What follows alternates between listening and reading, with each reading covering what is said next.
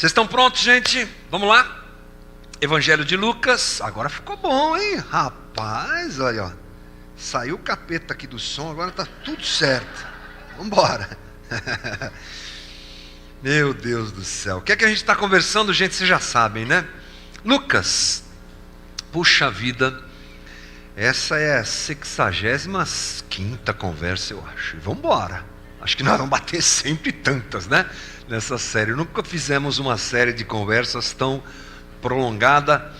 Mas o feedback que eu tenho da comunidade nesse sentido é positivo. Estamos aprendendo a Bíblia, né? Trecho a trecho, parte a parte, ponto a ponto, aprendendo. E no caso de Lucas, quero te lembrar qual é o propósito nosso nessas conversas, é pensarmos assim: por que Lucas escreveu isso aqui para Teófilo? Qual a intenção de Lucas?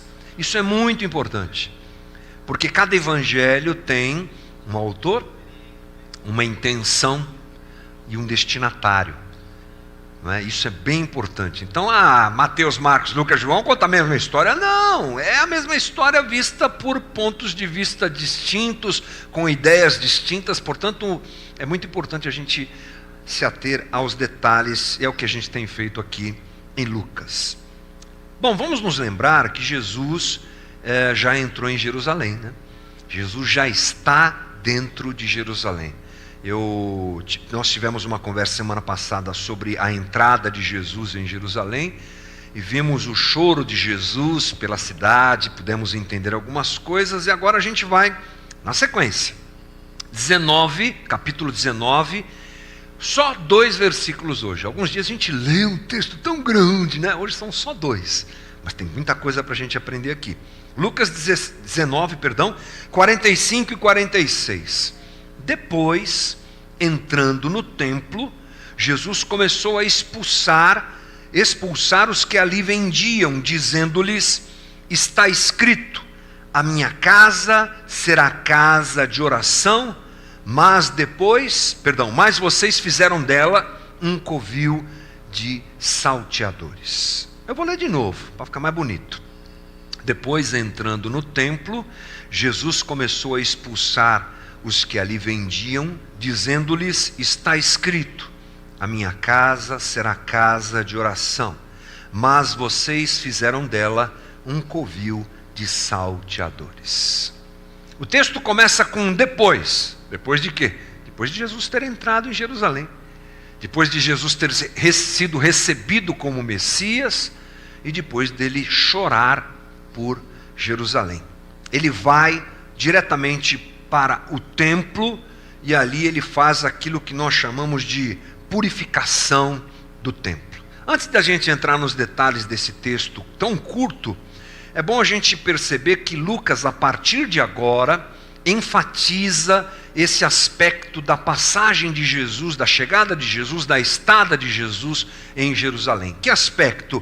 A perversão da religião, a religião morta de Israel, é confrontada por Jesus. Isso vai durar mais algum tempo, e a gente vai em cima desse tipo de conversa que Jesus terá, das atividades que Jesus realizará ali na cidade. Mas é bom a gente se lembrar que Jesus, observando a religião morta de Israel e condenando essa ação, está fazendo uma clara distinção entre religião e espiritualidade. E eu quero falar um pouquinho sobre isso antes de nós entrarmos nessa conversa, porque é importante nós entendermos isso. Religião e espiritualidade são situações que andam juntas. Você pode ter certeza disso. Mas cada uma delas tem o seu lugar. Como é que eu posso explicar isso? Vamos tentar pensar no nosso próprio corpo. Imagine o teu cérebro. É o órgão mais importante que nós temos, que comanda todas as coisas e tudo mais. Você sabe muito bem. Você sabe que cérebro não funciona sem sangue. Nosso cérebro é bem cheio de sangue, né? Bastante sangue no cérebro. E essa é uma preocupação que todo mundo tem. Quando uma pessoa sofre um acidente tipo afogamento, alguma coisa assim, que a pessoa fica algum tempo sem respirar, essa é a preocupação das pessoas. Vamos fazer essa pessoa voltar a respirar logo, é claro, porque senão ela continua morta, né? Então vamos ressuscitar essa pessoa. E a preocupação é assim, quanto tempo ficou sem respirar? Quanto tempo essa pessoa ficou sem respirar? Por que essa importância? Por que a importância disso? Por que essa preocupação? Porque na respiração você tem a circulação do sangue pelo corpo. E aí o cérebro sem sangue morre. Olha que coisa interessante. Então o sangue é necessário demais. Mas por outro lado, você tem uma pessoa, por exemplo, que tem um AVC, não é? Um acidente vascular cerebral. O que é que aconteceu? Uma veia, uma artéria do cérebro, às vezes um pequeno vaso se rompeu e o sangue que está lá no cérebro foi para um lugar que ele não devia estar. Também é um caos, não é? A pessoa tem aquelas dificuldades para se recuperar, é um quadro complicado, né? Muitos inclusive vão ao óbito. Então isso é uma forma de nós pensarmos que o sangue e o cérebro, eles não dependem do outro, né? Esse funcionamento está acontecendo ali dentro de nós, sem nós percebermos, mas cada um no seu devido lugar.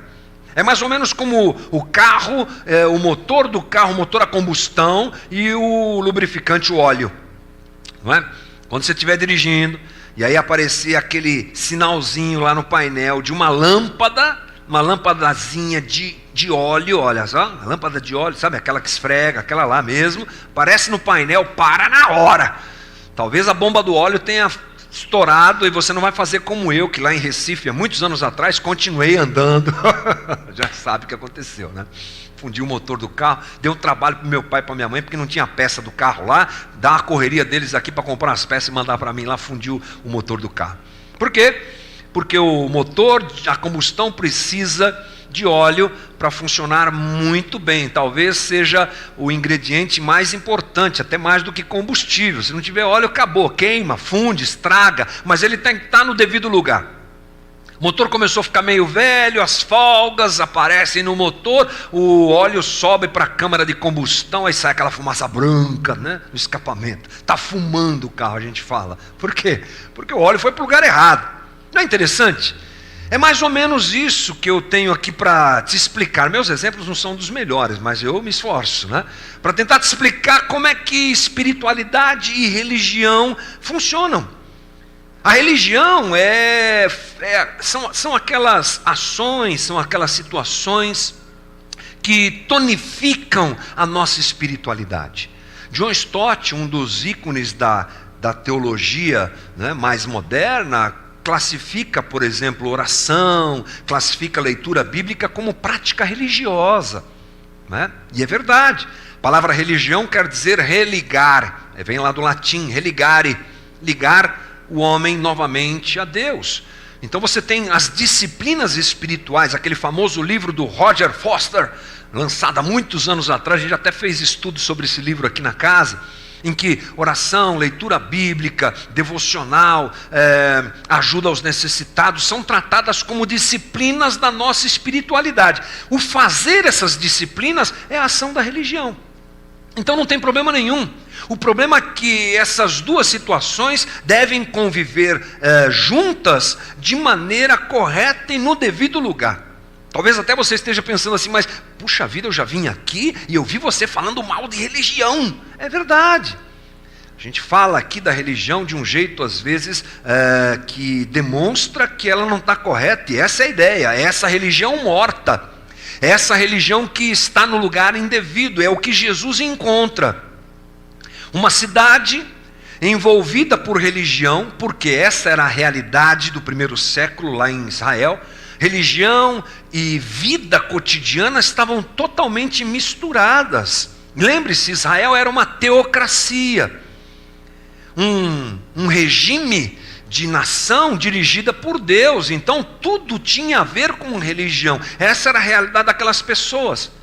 Mas a espiritualidade estava morta, se não de todos, da maioria, principalmente da liderança religiosa, principalmente daqueles que coordenavam as ações religiosas. quem coordenava as ações religiosas que tinham como objetivo incrementar a espiritualidade do povo, melhorar a espiritualidade do povo, ligar esse povo a Deus, estava tudo errado. Então essa é a religião morta, essa realmente não presta. Essa está fora de lugar, essa precisa ser readequada, essa precisa ser ajustada. Esse é o quadro que Jesus enxerga, percebe, vê e denuncia. Então estamos diante justamente de um coração doente, de um cérebro com AVC, de um motor fumando, é o que está lá em Israel, né? Está tudo errado, tudo bagunçado, aquilo que deveria servir para alguma coisa não serve, e Jesus vai gastar tempo denunciando isso. A partir de hoje a gente tem uma caminhada até o capítulo 21, versículo 38, Jesus está fazendo isso, denunciando esse problema de religião misturada com espiritualidade, ou pior ainda, religião se sobrepondo à espiritualidade e fazendo todo esse problema. Então, Jesus agora está dentro do templo, é o coração da religião de Israel, e lá ele faz uma denúncia séria e forte que começa já nesse momento. O primeiro confronto de Jesus é apresentado por Lucas desse jeito que nós lemos aqui. Vamos lá de novo no versículo 45. Depois, entrando no templo, Jesus começou a expulsar os que ali vendiam. Bom, Lucas é muito sintético nessa narrativa aqui. Mateus, Marcos, eles já dão uma amplitude um pouco maior. Eles dizem que Jesus não só expulsa os vendedores, mas também os cambistas. Por quê? Porque o pátio do templo, gente, se transformou numa grande feira e num grande banco. Esse é que é o problema. Cuidado para não pegar um texto desse e ficar falando mal da lojinha que vende livro dentro da igreja. Não é a ideia, irmão. Não pode ter cantina na igreja, porque o comércio está... Não é essa a ideia. Tome cuidado com isso. Aqui, a ideia é que toda a espiritualidade sai. Toda aquela atividade está longe do que Deus quer e entra a religião fria, a religião sem o menor pudor quanto à espiritualidade. Há uma troca clara aqui. Nós temos dentro do pátio do templo uma feira de animais e temos também um banco de troca de moedas.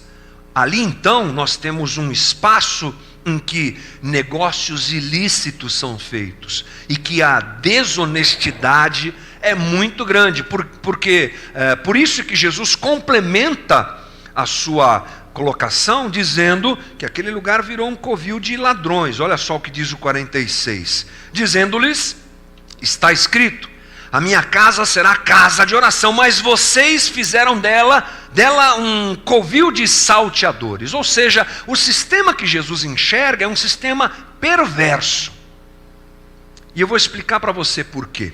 Primeiro, é que todo judeu tinha que fazer sacrifícios no templo. Vamos nos lembrar que essa é a forma de um homem, de uma pessoa, de uma mulher, de um ser humano, pedir perdão a Deus e se encontrar justificado.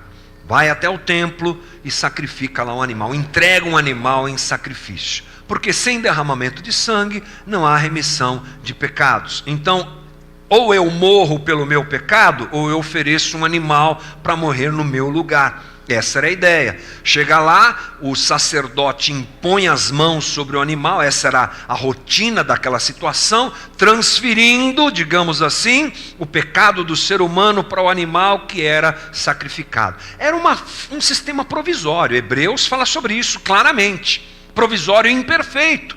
Mas era o que tinha, e era o que Deus havia deixado até a chegada do sacrifício perfeito e completo, único e capaz de resolver todo esse problema, que é o sacrifício desse que está aqui no templo, olhando tudo isso.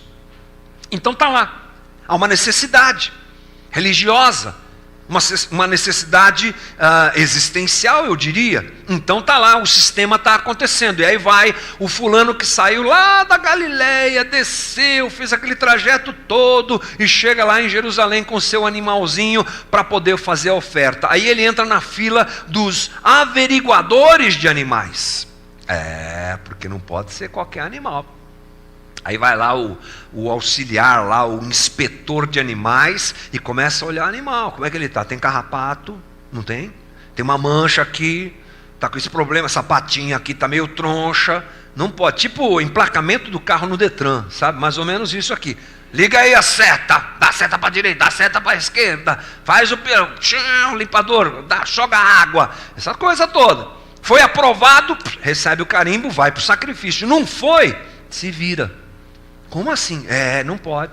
Você atravessou Israel inteiro e trouxe esse boi para cá, mas esse boi está com o chifre torto, e aí eu não vou aprovar. De repente até com uma muamba ele aprovava, mas ele não ia aprovar. E aí o cara fazia o quê? Ele ia para a feira, com o animal que foi rejeitado, e se vira. Lá ele vende, pega o dinheiro e compra outro.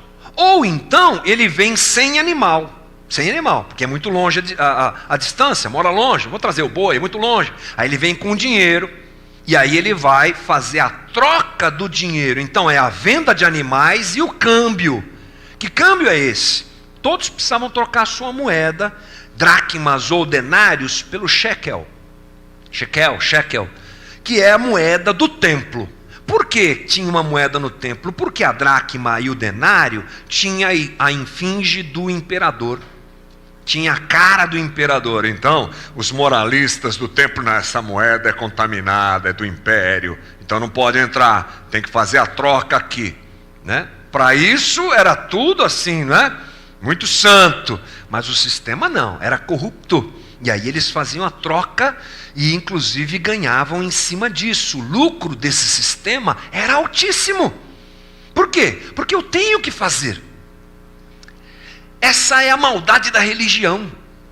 Eu tenho que fazer porque isso é sagrado.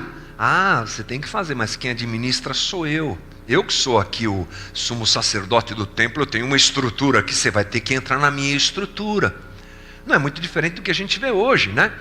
Essas estruturas que exploram a fé das pessoas, essas estruturas que não estão nem aí com o bem-estar das pessoas. Tem que cumprir, porque você tem que estar santificado diante de Deus, você tem que dar uma oferta para Deus para poder. E quem recebe a oferta?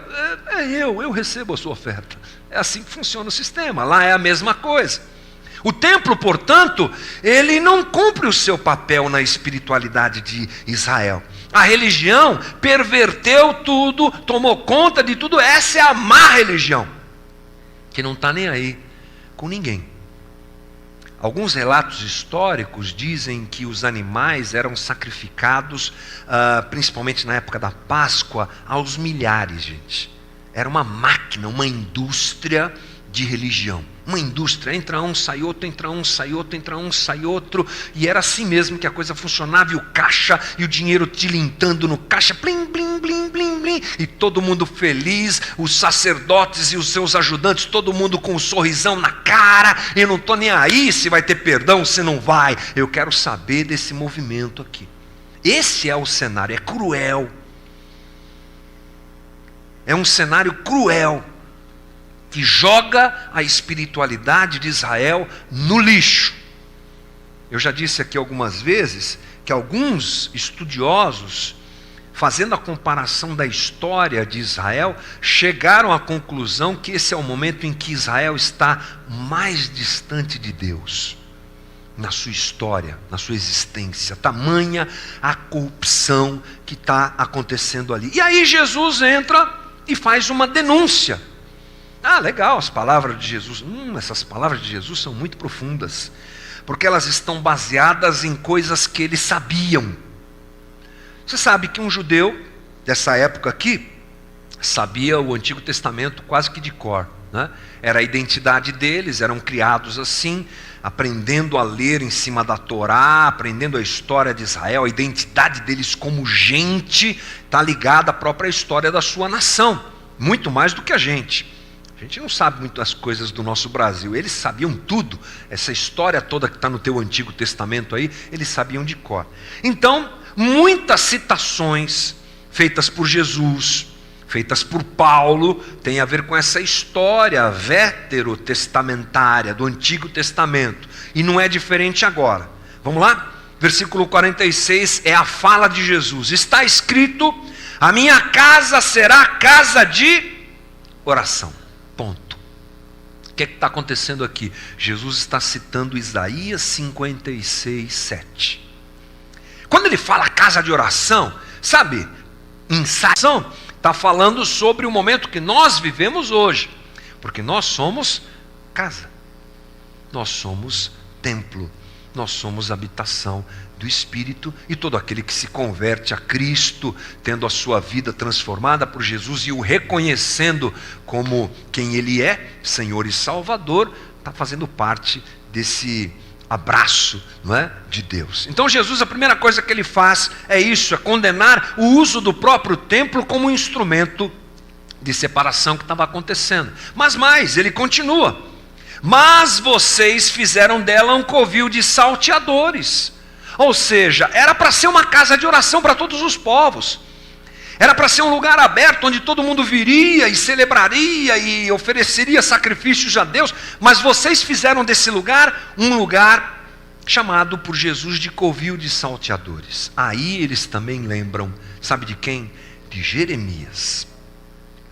Jeremias, ele profetiza, gente, durante a queda do Império Assírio, que havia dominado Israel e aquela região, está caindo. Você sabe que é assim a história dos impérios, né? Começa, sobe, depois de algumas décadas, depois de algum tempo, vai caindo. Alguns séculos aquilo vai morrendo. Então o Império Assírio está morrendo, Israel está se comportando de forma indevida, eu já vou mostrar para você isso no texto, e o Império Babilônico está chegando. Isso é mais ou menos 627 a.C., só para a gente se situar. E a palavra de Jeremias a que Jesus se refere é uma profecia contra Israel. Vou ler com você, versículo 1, Jeremias 7, 1 até o 11. Preste bem atenção no texto, porque ele é meio autoexplicativo. Dá para a gente entender por que Jesus está usando esse texto. Diz assim: palavra que foi dita a Jeremias da parte do Senhor. Fique junto à porta da casa do Senhor e proclame ali uma palavra. Você é profeta, vai para a casa do Senhor, vai para a porta do templo e profetiza o que eu vou te dizer aqui. E aí ele continua: escutem a palavra do Senhor, todos de Judá, vocês que entram por estas portas para adorar ao Senhor. Assim diz o Senhor dos exércitos, o Deus de Israel: corrijam a sua conduta e as suas ações, e eu os farei habitar neste lugar. Não confiem em palavras falsas, dizendo: templo do Senhor, este é o templo do Senhor. Versículo 5: mas se de fato emendarem os seus caminhos e as suas ações, se de fato praticarem a justiça, cada um com o seu próximo, se não oprimirem o estrangeiro, o órfão e a viúva, nem derramarem sangue inocente neste lugar, nem seguirem outros deuses para o próprio mal de vocês, eu os farei habitar neste lugar, na terra que eu dei aos pais de vocês, desde os tempos antigos e para sempre. Eis que vocês confiam em palavras falsas, que não servem para nada. O que é isso? Vocês roubam, matam, cometem adultério e juram falsamente, queimam incenso a Baal e seguem outros deuses que vocês não conheciam no passado. E depois vêm e se põem diante de mim nesse templo que se chama pelo meu nome, dizendo: estamos salvos. Sim, só para continuarem a praticar essas abominações. Será que este templo que se chama pelo meu nome é um covil de salteadores aos olhos de vocês? Eis que eu mesmo vi isso, diz o Senhor. Entendeu o que está acontecendo? É mais ou menos a mesma coisa, só que séculos atrás. Jesus usa isso. Você deve se lembrar que semana passada, quando nós falamos sobre Jesus estar chorando por Jerusalém, eu disse aqui que provavelmente Jesus se lembrava das situações em que Israel foi infiel a Deus e que o templo já havia sido destruído em 587 a.C., por conta da rebeldia de Israel. Então a história de Israel ela é meio cíclica em alguns aspectos, ela se repete aqui mais uma vez. Jesus recorre a algo que aconteceu muito tempo atrás, 600 anos antes, para dizer para aquele pessoal: vocês não aprenderam, porque o que estava acontecendo aqui é a mesma coisa. Jeremias vai para a porta do templo e diz: vocês estão loucos? Vocês vêm aqui, entram nessa estrutura religiosa e dizem: este é o templo, nós estamos protegidos. Protegidos do quê? Da invasão babilônica que estava chegando. Só que vocês estão completamente equivocados e mentindo para vocês mesmos, porque vocês adoram deuses falsos, vocês praticam abominação uns com os outros, vocês roubam, vocês matam, vocês exploram o inocente, e vocês entram aqui dentro do templo todos cheios de felicidade. Estamos aqui protegidos. Não! É a mesma coisa. Vocês vendilhões, exploradores das pessoas, acham que estão aqui no meio da religião de vocês protegidos. Jesus também está antevendo a destruição de Jerusalém daqui a alguns anos, daqui a algumas décadas.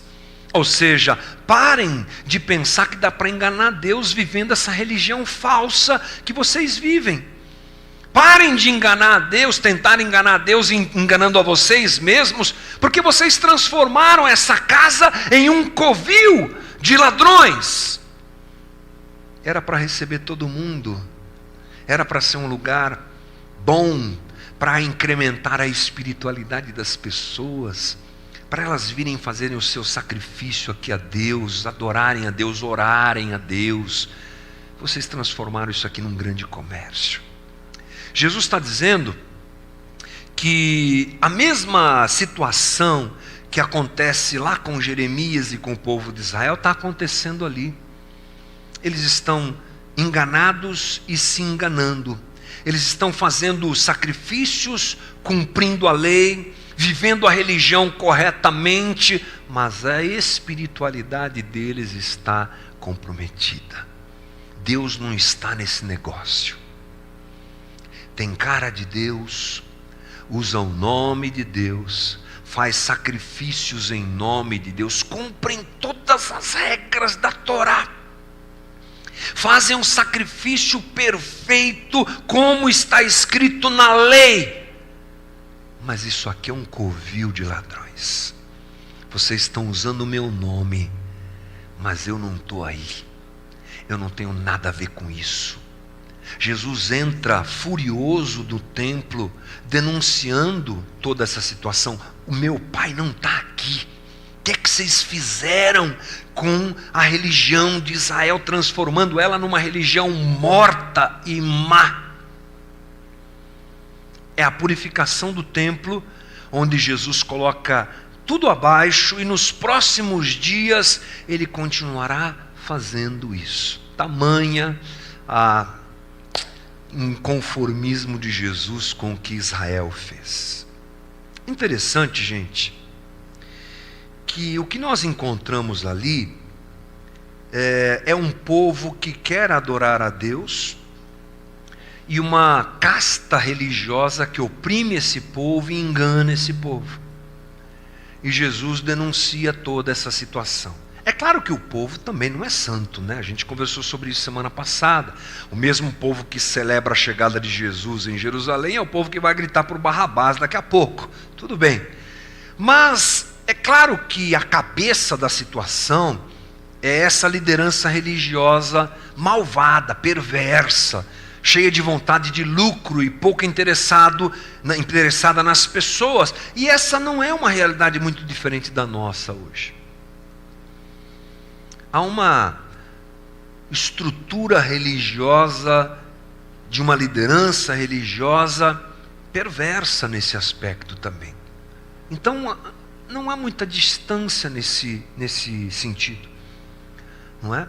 Há uma perversão também e a utilização da religião para proveito próprio É a realidade que a gente enxerga hoje. E o que é que nós aprendemos com essa história? Aprendemos que nós temos que ter cuidado. Cuidado para que a religião morta não seja a nossa base e o nosso refúgio, como aconteceu com Israel na época de Jeremias. O nosso refúgio não é estar no templo ou estar no meio da religião. O nosso refúgio é sermos o templo de Deus e não estarmos no templo. Eles estavam no templo, mas Deus não estava lá. E esse é um perigo que nós corremos. Estarmos envolvidos com a religião, longe de Deus. Falarmos em nome de Deus, orarmos em nome de Deus, lermos o texto que Deus nos deu, cumprirmos a nossa religião, os nossos dogmas, as nossas atitudes religiosas que deveriam servir para incremento da nossa espiritualidade, mas não. Hashtag só que não. Deus não está nisso. E esse é o maior perigo de qualquer um que quer ser discípulo de Jesus. É um perigo tão grande que até aqueles que andavam com Jesus, ali do lado de Jesus, o Deus encarnado, viveram isso e tiveram que aprender isso. Algumas posturas de Pedro nos mostram isso. Por exemplo, lá em Gálatas você vai encontrar Paulo repreendendo Pedro, porque Pedro não aprendeu que o evangelho é para todos. E Pedro se esqueceu que quem se convertesse ao cristianismo, ao evangelho, não precisava seguir a lei dos judeus. Mas ele, envolvido na sua religião, pratica isso, e Paulo o repreende. Quem? Pedro, que andou com quem? Com Jesus. Que ouviu esse evangelho que a gente tanto fala, tanto prega da boca dele, do Deus encarnado. Mesmo assim, ele tem hora que ele vai para o lado da religião. E Judas? O que a gente faz com Judas? Que anda com Jesus e não aprende nada. E mantém seu coração endurecido. E estava na ceia, e estava nas reuniões que Jesus fazia, e escutou os discursos que estão registrados aqui para nós. Esse que viu Jesus ressuscitar mortos. Religião. Irmão, esse é o grande perigo que nós vivemos. É quando nossa espiritualidade vai ficando de lado. E ela vai se diminuindo. Não a prática religiosa, a espiritualidade saudável. Eu continuo aqui tomando placebo. Sabe aquele remédio que não serve para nada? Placebo, né? Fazer teste farmacêutico, eles dão placebo. Pílula de farinha. Um toma pílula de farinha, o outro toma um remédio de verdade. A gente vai dando pílulas de placebo para a nossa espiritualidade. A gente faz as práticas da religião. A gente vem para uma comunidade local. A gente tem um momento de oração pessoal. A gente gosta até de ler a Bíblia. A gente gosta, mas é placebo. É uma religião morta que visa atender só a meu próprio interesse, e pior, ela me dá uma ideia de que eu estou assim, está tudo bem. Estou bem, porque eu cumpri as normas hoje. E nesse tempo meritocrático que a gente vive, gente, isso é um perigo. Porque a gente vive de metas, né? Não é verdade? Você é assim? Eu sou meio assim. Lá vai o pastor confessar pecado, confessa, não confessa. Às vezes eu chego no final do dia e falo assim, como é que foi meu dia hoje? Eu fiz isso, fiz aquilo outro. Nossa, que incrível. Mas um dia que não foi muito produtivo, por algum problema, alguma dificuldade, você não estava bem, sei lá, amanheceu meio doente, Por quê? Porque a gente é movido à produtividade. Nós somos assim.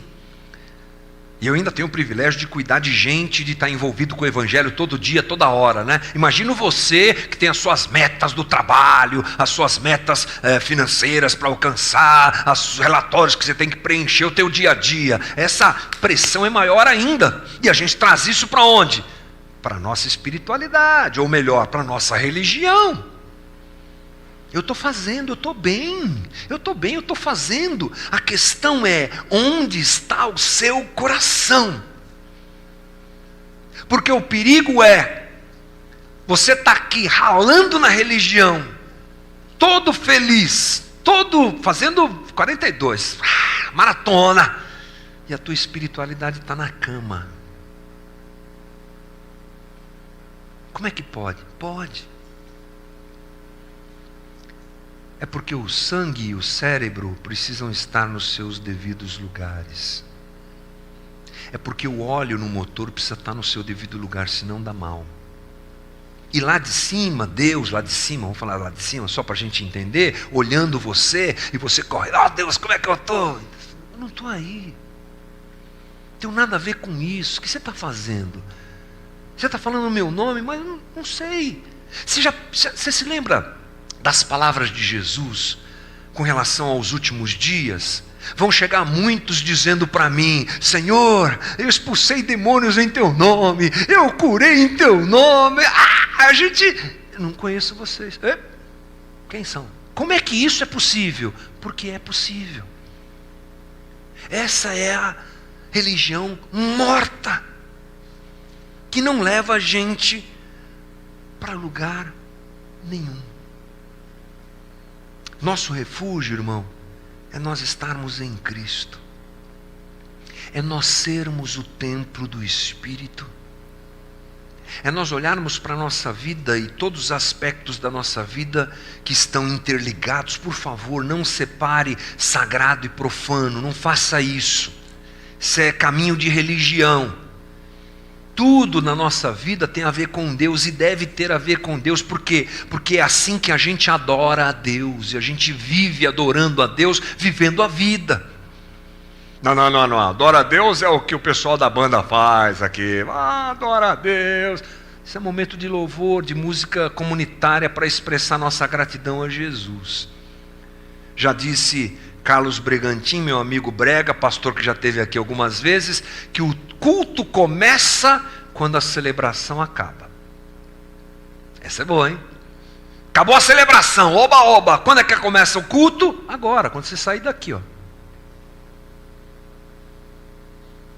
Seja comer, seja beber, seja fazer qualquer outra coisa, faça para a glória do Senhor. Esse é um aspecto que a gente se perde. E Jesus precisa estar na gente em tudo que a gente faz. Porque Ele tem que estar na gente quando nós somos o templo do Espírito. Nós somos o templo do Espírito, Ele habita na gente. É ter Deus em nós, não é uma prática religiosa sem sentido. Jesus vai bater nisso, gente. Se prepare o cangote, irmão. Prepare, porque é chibatada, daqui até o 21, 38 é chibatada em nós. Não é amor. Podemos manter todo o cumprimento de ritos e assim mesmo não termos nada de Deus em nós. É a religião perversa, é a religião que pode nos matar. E hoje, infelizmente, o que nós vemos é a igreja curvada diante de uma religião vazia. Que Deus nos guarde sempre. Eu estou indo para o final. Mas talvez você pergunte assim, como é que eu faço isso? Cara, isso é muito difícil. É verdade, você tem razão. A minha transição de religião para uma espiritualidade saudável, ela continua acontecendo. Todo dia eu tenho que tomar cuidado com isso, entendeu? Todo dia eu tenho que me perguntar por que eu estou fazendo o que eu estou fazendo. Porque esse é um bom caminho. Por que eu estou lendo a Bíblia? Porque eu tenho um diário que eu tenho que ticar lá hoje. Você tem que ler. Você é crente lê a Bíblia. Então, tica lá, você está seguindo aquele programa do celular. Leia todo dia a Bíblia. Se eu não fizer isso, é a meta, tá vendo? É a meta. A meta de tem que dar um clique aqui e dizer que li a Bíblia. É por isso. Então, para de ler. Para de ler. Está fazendo errado. Agora, se for por um desejo de conhecer o texto que vai te revelar o Deus que você ama, bora. Pode ser um versículo por dia, mas vai ser intenso, você vai entender, aquilo vai entrar dentro de você, vai fazer alguma diferença na tua vida. Não vai ser aquela leitura corrida só para marcar ponto, tipo escola bíblica dominical. Eu fiz muito escola bíblica dominical. Leitura do dia, capítulo 5, versículo 3. Eu li, eu não li. Eu li. Sou mais santo que você. Entendeu? Por que você faz o que você faz? Por que eu faço o que eu faço? Por que eu subo aqui todo domingo para falar com você? Eu preciso procurar no meu coração as verdadeiras razões, irmão. E preciso estar esperto para que a religião morta não corrompa a minha espiritualidade saudável. Essa é a nossa luta. Mas Jesus está com a gente. É claro que lá em Israel, você tem uma maioria doida e religiosa. É óbvio. Eles matam Jesus e não entendem nada. Mas você tem gente que entendeu o projeto de Deus e que viveu uma espiritualidade saudável. Tanto que a gente está aqui 2000 anos depois por conta disso. Se todo mundo tivesse vivido a religião, talvez o evangelho não chegasse até nós. Chegou porque teve gente que acreditou nisso, que entendeu. Chegou até nós porque teve gente que permitiu que o evangelho, que a espiritualidade fosse alimentada pelo evangelho, pela religião boa e não pervertida no seu coração. Então esse caminho está aberto para a gente. Mas aí depende de você. Depende de mim. Depende de nós percebermos isso e nos abrirmos para isso. Quando isso acontece, Jesus nos ajuda. Jesus nos ajuda. Isso é um movimento lindo, porque a pessoa mais preocupada e que mais deseja que isso aconteça é aquele que foi na cruz por você. Ele é o mais preocupado. Tão preocupado que ele morreu por mim e por você, para que o evangelho fosse uma verdade na vida da gente. Para isso, às vezes a gente tem que mexer em coisas incômodas, tem que assumir e dizer assim: puxa, eu sou um canalha mesmo, mas como é que eu estou vivendo uma vida dupla? Eu vou lá, levanto a mão, canto, aleluia, oro a Deus, e olha o que eu estou fazendo, olha que ideia maluca. Isso não é fácil. Isso é um grande desafio que todos nós vivemos. Mas, irmão, vai na fé, que esse é o caminho de Deus. Ah, mas o que vão dizer de mim? Ah, um abraço. Vão dizer de você de qualquer jeito. Vão falar de você de qualquer jeito. Então, que falem, vendo uma transformação de verdade na minha vida e na sua vida. E a comunidade vai se ajudar nesse sentido. Agora eu posso ouvir um amém, irmão? É isso aí. Né? Porque a gente é muito bom de apontar o dedo para o outro. E a gente se esquece que todos, nesse sentido, somos iguais. Todos nós estamos lutando. É o pressuposto da conversa por uma espiritualidade mais saudável. Um vai tropeçar, o outro vai tropeçar. Você vai tropeçar, eu vou tropeçar, a gente vai junto. A gente vai junto, um ajudando o outro. Buscando santificação, sem dúvida. Se entregando para Deus, sem dúvida. Avaliando o coração, sem dúvida. Mas juntos. Deus é bom e cuida da gente. Fecha os teus olhos um pouquinho, querido. Eu sei, Senhor, que essa é uma conversa desafiadora para todos nós. Eu sei, Jesus, que a religião tem uma força imensa na vida da gente. Que ela talvez seja o maior desafio para nós vencermos. É quando o nosso coração não entende o que é evangelho. É quando o nosso coração se adequa através da religião àquilo que ele mesmo deseja. nos ajuda e nos socorre, Senhor. Nós não queremos estar no templo, nós queremos ser o templo. Nós não queremos estar dentro de um sistema religioso, nós queremos viver a realidade do Evangelho de Cristo. E isso é bem desafiador para nós, o Senhor sabe.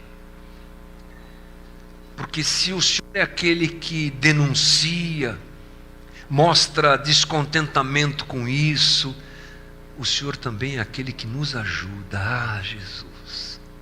Quando alguém levanta a mão e pede socorro ao Senhor, quando alguém diz: Jesus, me ajuda a te encontrar de verdade, Jesus, me ajuda a vencer essa religião maldita, morta, que não acrescenta em nada a minha vida, o Senhor é pronto para socorrer.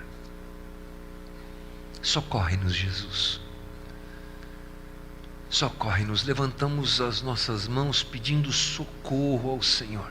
Nos ajuda a sermos discípulos autênticos do Senhor nesses tempos tão desafiadores, em que vemos a igreja indo por um caminho da religião e da morte. Nos ajuda, ajuda-nos, Senhor, e reverte esse quadro, se for possível, Jesus. Se alguém pode fazer isso, é o Senhor. Levanta mais gente para denunciar a religião morta. Levanta mais gente para denunciar liderança corrupta que está se aproveitando das ovelhas, que está movendo a máquina do templo em favor de si próprio. Levanta mais gente idônea, saudável, que ame ao Senhor, vozes que podem trazer a realidade do Evangelho, Senhor, para essa nação, para esse país, em tempos tão turbulentos e difíceis. Jesus, ajuda-nos. E eu te peço, fica com os meus irmãos, fica com cada um de nós que faz essa oração de maneira genuína, que está aqui pensando em si, que está aqui pensando na sua espiritualidade, na sua vida contigo, que está aqui pensando em como ser um discípulo teu. Ajuda os meus irmãos, ajuda-nos, Senhor. E nos ajuda a ajudarmos uns aos outros. Nos ajuda a julgarmos menos e darmos mais a mão uns aos outros.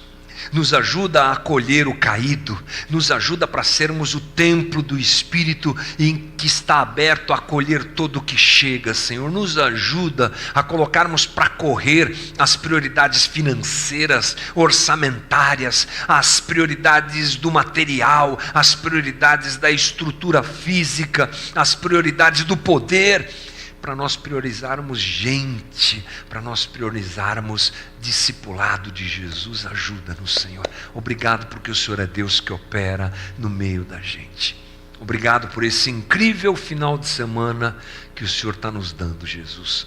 Eu oro mais uma vez agradecendo por aquilo que a gente viveu ontem aqui, de tão especial que foi.